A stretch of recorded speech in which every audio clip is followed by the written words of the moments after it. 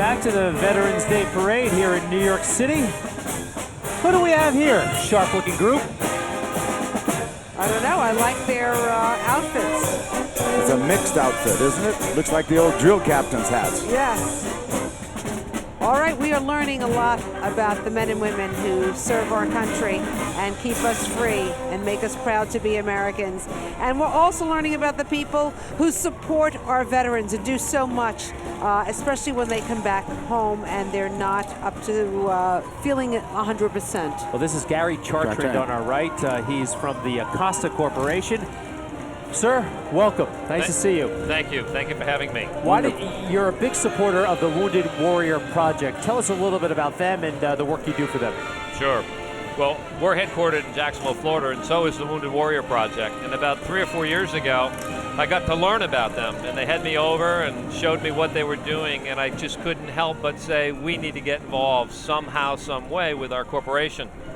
And we're in the sales and marketing business in the food industry, and what a wonderful way to run a promotion because most people shop for food. So what do you do? So we are actually running a program right now. It's called Believe in Heroes. You can go to believeinheroes.org and get coupons. We have about 10 million coupons up there on household name brands. Take them to your supermarket, and all those brands that are on the website have contributed a significant amount of money to the Wounded Warrior program. We hope to raise somewhere between $2 and $3 million this week for the Wounded Warrior. What are you at right now? Do you have a tally at this point? Because maybe we can rally everybody to go out there and do something now. The last I heard, we're about a little over $1.5 million. Well, you're up here in New York. What can other companies do to help you?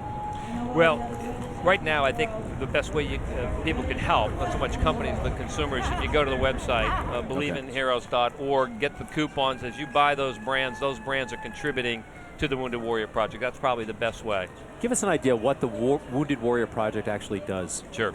Well, the mission of the Wounded Warriors is to honor and to empower wounded soldiers. There's somewhere over 40,000 wounded soldiers that have returned back from Iraq and Afghanistan, and over 300,000 that have returned with traumatic brain injury. So these warriors need a lot of help to get back on their feet, and so they empower them through programs, educational programs, mental health programs, physical rehabilitation programs, and education, and workforce development. So they're doing just tremendous work for our warriors. Gary Chartrand from the Acosta Corporation in Jacksonville, Florida. We thank you for being with us here in New York, okay? And congratulations for really some successful efforts on behalf of the wounded. Great, thank you. Happy Veterans Day. Thank you for all you do. Okay, thank you. Bye-bye. All right, it's time to go to Elise. Elise Zwick, our special correspondent with a special guest. Hello, Elise. Hi, Greg. I am here with John Rowan, the National President of Vietnam Veterans of America, and Colonel Connie Christensen, a Vietnam nurse, a very amazing Vietnam nurse. So, John, can you tell us a little bit about how special it is to see more than 25,000 people marching in this parade honoring service, especially as a Vietnam vet? What does that mean to you? Oh, they're so glad to see all the people come out on the sidelines as well as the marchers. And of course, being that this is the start of the 50th anniversary of the Vietnam War, it's especially poignant for us. Very good. Now, can you tell us a little bit about your work in Vietnam as well as a nurse? I was an operating room nurse in Vietnam, dealing with the aftermath of war on a daily basis. People that were badly and traumatically injured, not only by weapons, well, a multitude of different kinds of weapons, firearms certainly, but landmine injuries, people that had been burned. It was really a difficult task. Thank you so much for both of you for your service. Now we're going to go over to U-Haul and see what they have for us. My name is Stuart Schoen, and I'm an Executive Vice President at U-Haul International. My grandparents started U-Haul in 1945. They were a military couple, as my grandfather was in the Navy during World War II. They came back and decided they were going to start this small business, just the two of them. And when they needed help to get it started, they relied on their family and their friends, many of whom were former military. And those are the people that started the company. And that hasn't changed today. Today, all of our recruiters are former military personnel, and they actively seek out and look for former servicemen and women because the skills and talents that they develop during their service are ideal for the way that we like to run the company. And 60 years later, U-Haul is still a family company that values veterans and welcomes them into our family.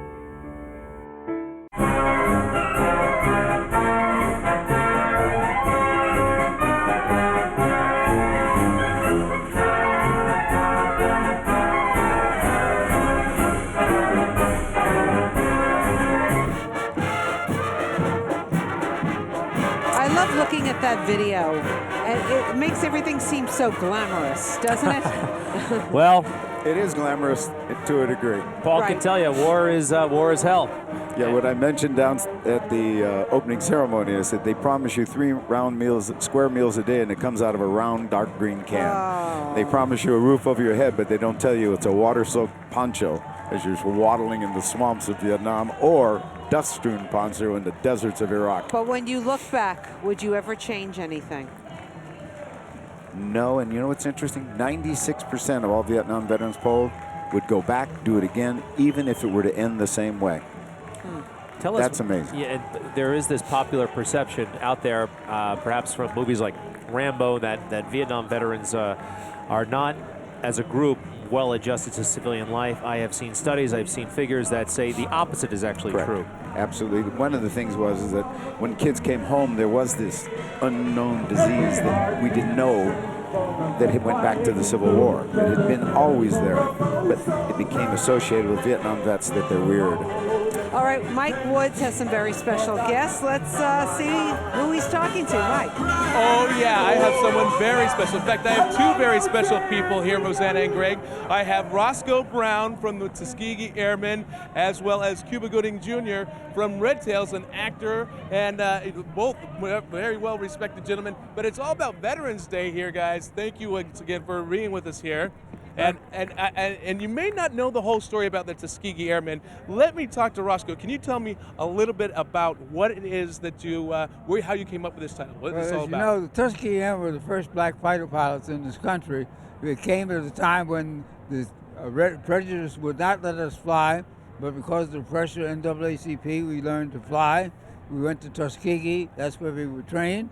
Then we went over combat, and then our combat record over the 15th Air Force escorting bombers. We never lost bombers to enemy fighters, and we got to be known as the Red Tails, and everybody wanted us to escort them.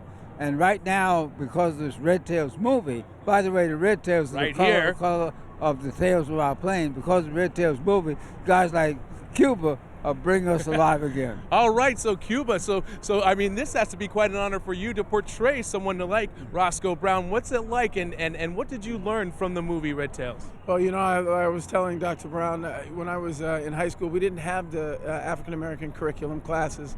You know, we didn't know what our participation was in World War II.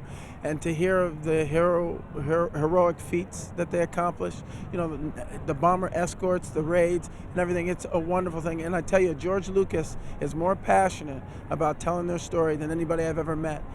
And it's an amazing story. I mean, you actually partook in taking some of the enemy fighters down, correct? Yeah, I shot down the first jet over Berlin, which amazing. is the climax of our movie, with all of the planes in the air back and forth. You will find this one of the most exciting experiences, and we as Tuskegee Airmen are so proud that we are now being recognized. I love that. And how do you feel about Cuba Gooding Jr. in the movie? I know He's okay. Yeah, all right. He's okay. All He's right. my buddy. He's done a great job. He's done it. Absolutely. Yeah. Thank you both for coming out Thank here. you. Let's see. Exactly. Check out that bomber jacket that he's got there. Now, he earned that, right, Roscoe? Yeah, we earned that. That's it. There you go. Bill, happy Roscoe Veterans Day, Brown. and thank you so much for all you do. And, of course, we got Cuba. He's in there. Okay, Mike. Giving much love. Thank you very much. See you at the marathon. Absolutely. Next year, the marathon. I That's what run he's the trying to get me in. marathon too, you know. Oh, my gosh. I can't live up to this guy. Yeah. Roscoe, you go, my friend. Yeah, okay. All right. Keep it Tuskegee going. Airmen, Greg and Rosanna. I don't know. I can't keep up. I love it. That's fantastic. Tell him we Oh, said I hi. know. I've met him before. He's a great guy. He Lives. is. He's a New Yorker too, by the way. And listen, they also overcame prejudice and racism during that war as And well. when they came home, it was here. That was the amazing thing. So we didn't do this until the 60s. Those men came back from the war, were heroes, but were discriminated against at the same time. Military now, I would say, fully integrated. And And led the way. Led the way in integration. Led the way, and now it was a big year, actually, in that Don't Ask, Don't Tell was abolished. That's something that was... Well, we are proud to have them on our air today on Fox 5 as we celebrate all the men and women who've done so much to keep us free in our country. Be right back.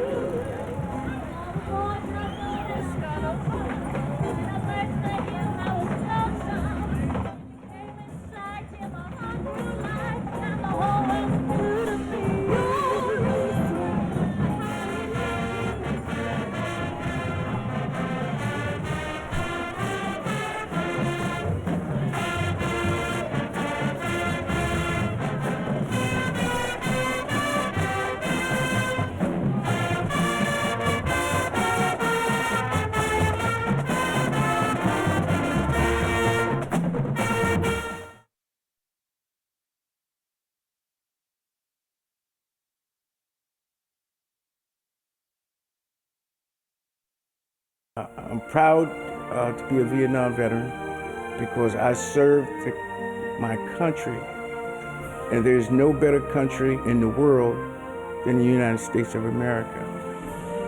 We have to show our soldiers and our warriors that we appreciate what they did, because without them, we wouldn't have the society and the opportunities that we now have to be a great country and provide for our families. All right, we are celebrating the service of those who served in the military. We'd also like to get them some jobs when they get out of the military. That's the theme today, jobs and employment for returning veterans. And with that in mind, we're joined by Nancy Hogan. She is the Director of Strategic Outreach and Legislative Affairs at the Department of Labor. Captain Hogan to you. Captain Hogan, excuse me. And a West Point graduate. And a native New Yorker. Well. Oh, even better. Where did you grow up? Hicksville. And this is probably the only place I can say that without being laughed at or people thinking I'm kidding. Department of Labor has made it a real priority to get these veterans jobs. Yes? Yes. I mean, that's what we do at the Veterans Employment and Training Service every single day. Tell me about these one-stop shops. One-stop career centers. There's 3,000 of them across the country. And it's where veterans can go. It's where anyone can go. But veterans have priority of service there. And there's about 2,000 employment representatives for veterans there. There's either the Disabled Veterans Outreach Program Specialists, and there's also local veteran employment representatives, we call them leavers, that work within the communities to go out and find employers that want to hire veterans, and then they match them up. They get career services there, they have access to job postings, but it's really within the local communities, and they're all across the country. So how many people have you been able to help? Oh, we help hundreds of thousands a year. In Missouri alone last year, we had, I think, a 56 entered employment rate. It was over 9,000 in the last 4 rolling quarters. But the great thing about the one-stops is that veterans can go there and get priority service, get these these abilities to get. I'm sorry. First time on camera. That's Captain, you're doing great. Hey, listen, Thanks. But we did, you know. I know. But we did just put things online. So there's My Next Move for veterans that now you can go online to mynextmove.org/vets, and you can put in your service specialty, your MOS, and find out what jobs in the civilian sector are available and where they're located, how much they pay, and what kind of training you might need. Nancy, you're in this business. Why is it that veterans, their unemployment rate is higher than their civilian counterparts? What do you think the root causes are? I think there's a lot of misunderstandings on some level. Sometimes it's just an education thing, whether it be on the veterans themselves and how to sell themselves to the hiring managers, or the hiring managers to understand what skills they're bringing to the table. Is there a prejudice that they're facing, do you think? I've heard that there is. I mean, a lot of people coming out of the service now, have wounds of all different kinds, and employers may be a little hesitant on how to address those in the workplace. There's also America's Heroes at Work, which is a toolkit for employers about how to accommodate veterans and returning service members for just that reason. Nancy Hogan, we're really grateful for your efforts and all you do from the Department of Labor. Thank you very much. Thank you. Nice to see you, a native New Yorker, here at the table. Hicksville. Hi, Mom. Hi, Dad. All right. We're going to go back to our special correspondent, Elise, who has a special guest. Hello, Elise.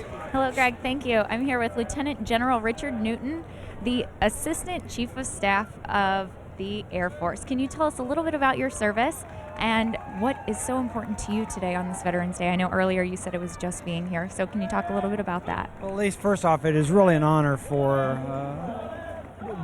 to be here as part of this Veterans Day celebration. I want to first thank Mayor Bloomberg and the City of New York for putting on a great welcome and a celebration for our veterans. You know, we have more than 22 million veterans in the United States, and nearly 4 million of those veterans are United States Air Force. And so, representing our Secretary of the Air Force, Michael B. Donnelly, and our Chief of Staff of the Air Force, General Nordy Schwartz, it's just truly an honor and a privilege to be here. And what a great memory. I'm making a wonderful memory for myself right now, being part of this 2011 Veterans Day celebration. Would you say this will be your favorite memory serving or one of them? Candidly, this is probably the most significant one because of the fact that to be able to celebrate this on the streets of New York City with thousands and thousands of not only the citizens of New York City, but the fellow veterans here, the family members. I will tell you, though, I've got one other fond memory is when my dad came home from Vietnam, and the following year we celebrated Veterans Day in another Veterans Day parade area, and that was very special. That was back in 1968, so I'm actually coming full circle. Well, it's wonderful. It's wonderful to have you with us today, so thank you so much. Thank you very much, and again, it's just awesome.